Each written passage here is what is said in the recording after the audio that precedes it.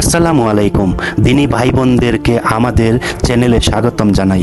ইনশাআল্লাহ আজ আমরা আপনাদের কাছে একটি ইসলামিক ছোট্ট গল্প সহিহ হাদিসের আলোকে স্থাপন করব। আশা করি এর থেকে দিনী শিক্ষা গ্রহণ করবেন। একজন সাহাবীর প্রয়োজন মেটানোর জন্য নবী সাল্লাল্লাহু আলাইহি ওয়াসাল্লাম এক ইহুদির কাছ থেকে ঋণ নেন। ঋণ গ্রহণের সময় বিধান হলো ঋণ ফেরতের তারিখ নির্ধারণ করা। নবীজি সাল্লাল্লাহু আলাইহি ওয়াসাল্লাম ইহুদিকে একটি তারিখ বললেন যে তারিখে তিনি ঋণ ফেরত দেবেন। একদিন নবীজি সাল্লাল্লাহু আলাইহি ওয়াসাল্লাম সাহাবীদেরকে নিয়ে এক জানাজার নামাজ থেকে ফিরছিলেন। তার সাথে ছিলেন আবু বকর, উমর রাদিয়াল্লাহু তাআলা আনহুর মতো মহান সাহাবী। ঠিক সেই সময় ওই ইহুদি লোকটি নবীজি সাল্লাল্লাহু আলাইহি ওয়াসাল্লামের গলার চাদর ধরে রাগান্বিতভাবে অভদ্র ভাষায় বলল, ও মুহাম্মদ, আমার কাছ থেকে যে ঋণ নিয়েছিলেন সেই অর্থ কোথায়? আমি তো তোমার পরিবারকে চিনি, ঋণ দিলে তোমাদের আর কোনো খবর থাকে না। নবীজি সাল্লাল্লাহু আলাইহি ওয়াসাল্লাম মদিনার রাষ্ট্রপ্রধান, তার কথায় সাহাবীরা নিজেদের জীবন দিয়ে দিতেও পারে। তিনি যদি সাহাবীদেরকে একটু ইশারা দেন তাহলে উড়িয়ে ফেলবেন। তাকে সবার সামনে এত বড় অপমান করা হলো, অথচ ঋণ পরিশোধের সেই তারিখ ধার্য করা হয়েছিল সেই এখনো অনেক বাকি।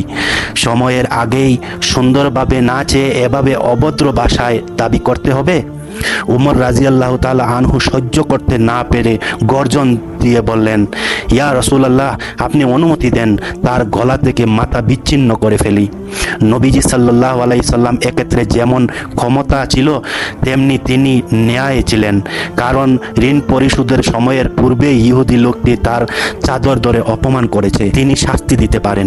ইহুদিরা তাকে নবী বলে স্বীকৃত না দিক, তারা তাকে রাষ্ট্রপ্রধান চিফ জাস্টিস হিসেবে তো স্বীকৃতি দেয়।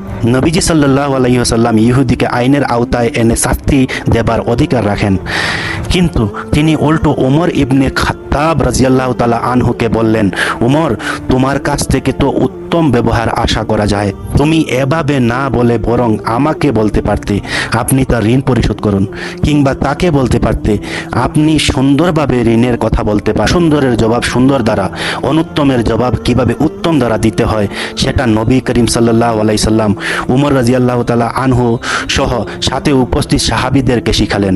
অতঃপর রাসূল সাল্লাল্লাহু আলাইহি সাল্লাম উমর রাদিয়াল্লাহু তাআলা আনহুকে নির্দেশ দিলেন, উমর, যাও তার সাথে এবং তার ঋণ পরিশোধ করো। আরও 32 কেজি খেজুর দিও, কারণ তুমি তাকে ভয় দেখিয়েছ। ওমর রাদিয়াল্লাহু তাআলা আনহু ইহুদিকে সাথে নিয়ে গেলেন, তাকে তার প্রাপ্য ঋণ প্রদান করলেন এবং সাথে আরও 32 কেজির মতো খেজুর দিলেন। ইহুদি তো অবাক, সময়ের আগে তো ঋণ দাবি করেছে, তার উপর সবার সামনে নবীজি সাল্লাল্লাহু আলাইহি সাল্লামকে অপমান করেছে। তবু নবীজি সাল্লাল্লাহু আলাইহি সাল্লাম তাকে পাওনা দিয়ে দিলেন, সাথে দিচ্ছেন আরও 32 কেজির মতো খেজুর। সে জিজ্ঞেস করলো, অতিরিক্ত এগুলো কেন? উমর রাদিয়াল্লাহু তাআলা আনহু বলেন, কারণ আমি তোমাকে হুমকি দিয়েছি। রাসূল সাল্লাল্লাহু আলাইহি সাল্লাম এগুলো দিতে বললেন। এটা শুনে ইহুদি বলল, উমর, তুমি কি জানো আমি কে? উমর রাদিয়াল্লাহু তাআলা আনহু বললেন, না, আমি তো জানি না, আপনি কে? ইহুদি বলল, আমি জাইদ ইবনে সুন্নাহ।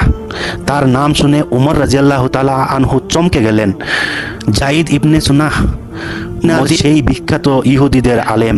উমর রাদিয়াল্লাহু তাআলা আনহু তার নাম জানতেন, কিন্তু তিনি যে ওই ব্যক্তি সেটা জানতেন না। জাইদ ইবনে সুনাহ বললেন, হ্যাঁ, আমি সেই ইহুদি আলেম। আমাদের ধর্মগ্রন্থ অনুযায়ী মুহাম্মদ সাল্লাল্লাহু আলাইহি সাল্লাম নবী হওয়ার প্রমাণের যত ভবিষ্যৎবাণী পাওয়া যায় এগুলোই আমি তার মধ্যে পেয়েছি। শুধু দুটি বিষয় পরীক্ষা করা বাকি ছিল। সেই দুটি হলো, তাকে কেউ রাগালে তিনি সহনশীলতা দেখাবেন, কোনো মূর্খ তার কাছে এসে মূর্খের মতো আচরণ করলে তিনি বরং সেই মূর্খের সাথে ভালো আচরণ করবেন, অর্থাৎ তিনি মন্দের জবাব ভালো মাধ্যমে দিবেন, অনুত্তমের জবাব উত্তমের মাধ্যমে। জাইদ ইবনে সুন্নাহ নবীজি সাল্লাল্লাহু আলাইহি সাল্লামের মধ্যে সেই দুটো গুণও এবার দেখতে পান। তিনি নবীজি সাল্লাল্লাহু আলাইহি সাল্লাম রাগানোর সত্ত্বেও নবীজি সাল্লাল্লাহু আলাইহি সাল্লাম তার সাথে রাগ করেননি, উল্টো তার পাওনা অর্থের বেশি তাকে দিয়েছেন। এবার জাইদ ইবনে সুন্নাহ বলেন, হে উমর, তুমি সাক্ষী দেখো, আমি আল্লাহকে আমার রব হিসাবে মেনে নিলাম, আমি ইসলামকে আমার দিন হিসাবে মেনে নিলাম। আমি মুহাম্মদ সাল্লাল্লাহু আলাইহি ওয়াসাল্লামকে আমার নবী হিসাবে মেনে নিলাম। আমার অনেক সায় সম্পত্তি আছে,